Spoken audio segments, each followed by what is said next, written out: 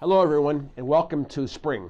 Today is the first day of spring, and it's a beautiful day. As I've talked to people all around the country, it's a sunny, bright day and a wonderful day for the first day of spring to sell real estate. In our recent awards events, we talked about urgency, and that has come into play even though I think we've been in the spring market for a good couple weeks to a month.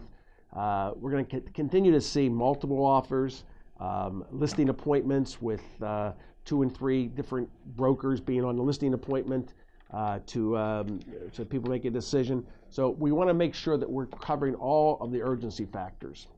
And so let's talk a little bit about dual offers. And I would say dual offers and the opportunity that you may have a dual offer. So I think you've got to get people to come in the best you can with their best offer immediately, whether it's a brand new listing or they're really interested in buying the house but on the market 2 or 3 weeks or a month or two. Come in with your best offer first. Try to encourage your buyer, and teach them as you're training them along the way as you're showing them houses, how to be prepared when the right house comes along. Now I say that because I think there's a lot of things when you go with that first offer. It's not only the price, but many times it's the terms and conditions.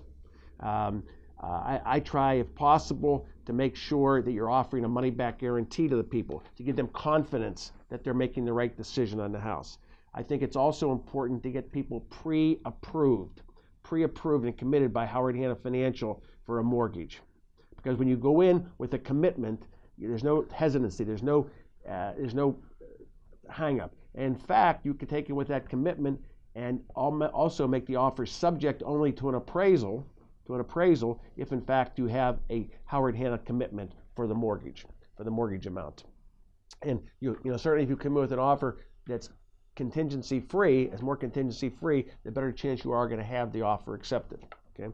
The escalation clause, and if you do not know what an escalation clause is in an offer, please talk to your manager today as soon as you hear this, because we're going to be seeing, and we've seen in the last couple of weeks, a lot of escalation clauses used when people are making offers, and dual offers become, sometimes you don't know it's going to be dual offer, it happens to be a dual offer. So have the escalation clause ready to go and understand it to be explained to your buyer as well as to the seller when you're making an offer, when you're presenting the offer.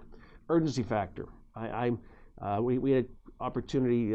We showed a brand new house on the market 3 days ago. They showed it on Sunday or Saturday. The people were interested in it, wanted to come back again on Tuesday morning. And when they got there at the house, they were told by the agent that these people accepted another offer the night before. Okay? Well, our agent was strong and urgent and persistent and still got the offer prepared by her buyer that morning and took the offer over directly to the seller.